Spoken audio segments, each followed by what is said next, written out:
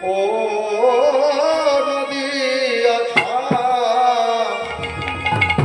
রিয়া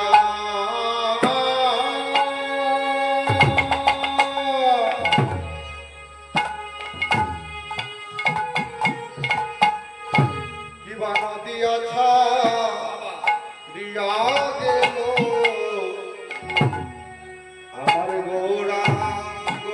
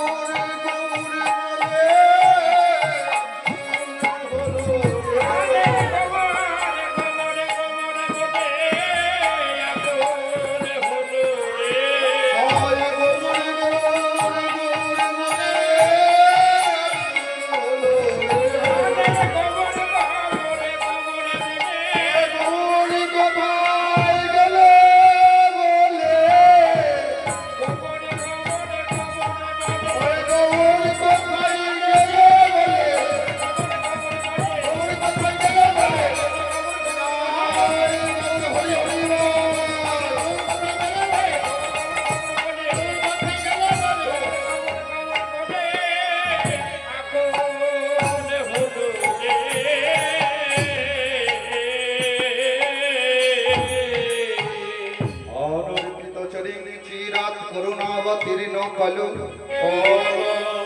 সমর প্রয়োজনত উজ্জ্বল রসা ভক্তি শ্রেয়ং হরিপুরত্ব সুন্দর দ্রুতি কদম্ব সন্দীপিত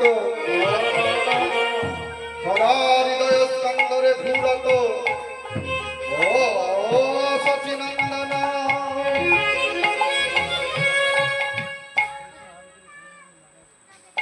কবিরাজ গোস্বামী পাদ তার লেখা শ্রী শ্রী চৈতন্য চরিতামৃতে এই শ্লোকটি তিনি লিখেছেন। তিনি বললেন অনির অন অর্পিত চরিং চিরাগ। অন অর্পিত যা কখনো অর্পিত অর্পণ করা হয়নি সেটা অনর্পিত। চরিং চিরাগ কে সেটা কে আমাদেরকে অর্পিত করছে? করুণার অবতীর্ণ হয়ে করুণাবতীর্ণ কলি যুগে অনর্পিত চরিং চিরাগ করুণাবতীর্ণ আমার পয়ত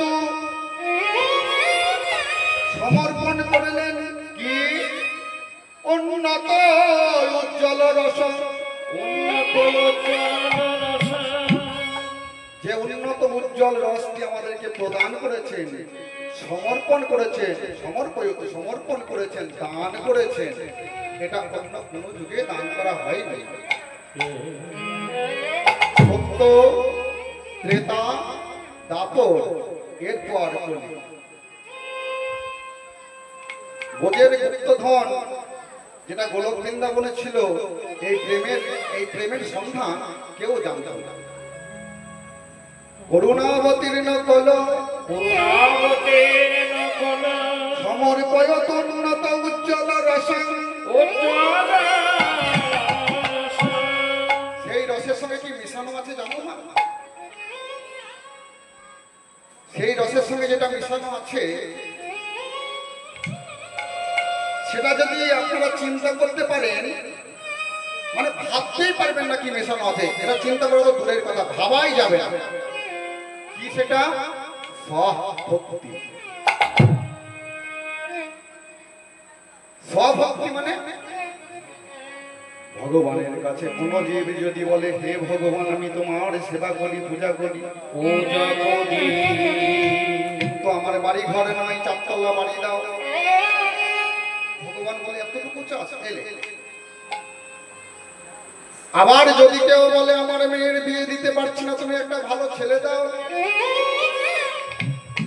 ভগবান বলে এটাও চাস, ঠিক আছে বিয়ে হয়ে যাবে।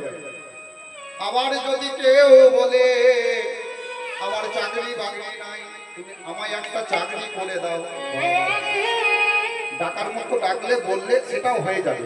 কিন্তু যদি কেউ বলে হে ভগবান, হে ভগবান, হে প্রাণ গোবিন্দ, হে প্রাণ গোবিন্দ, আমি তোমার সারা জীবনে পূজা করব, সেবা করব, সেবা করিব, কিন্তু হে প্রাণ গোবিন্দ তোমার একটু প্রেম ধন আমায় দাও।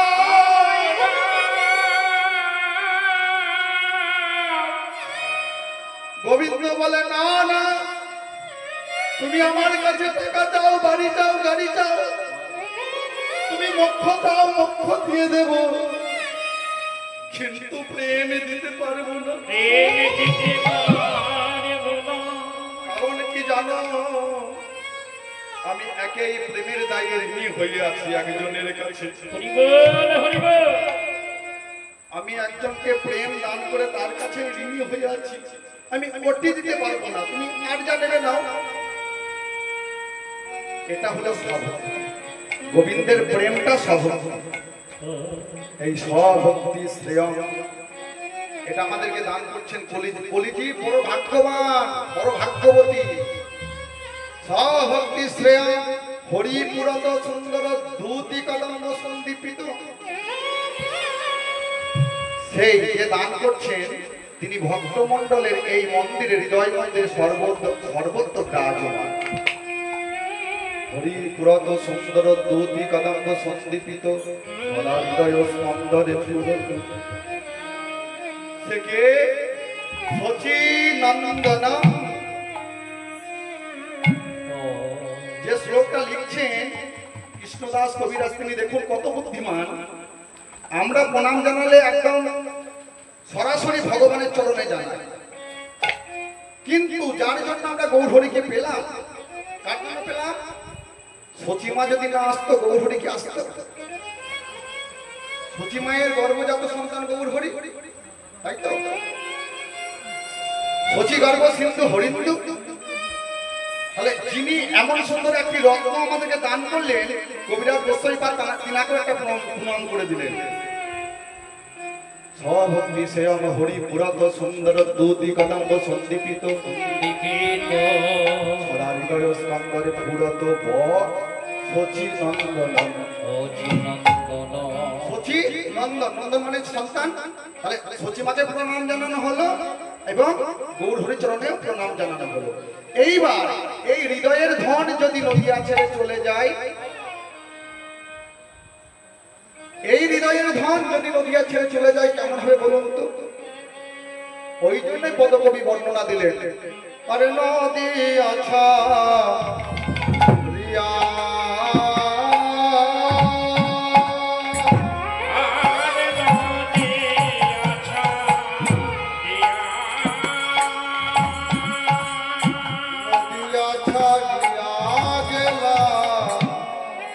আমার গৌরাঙ্গ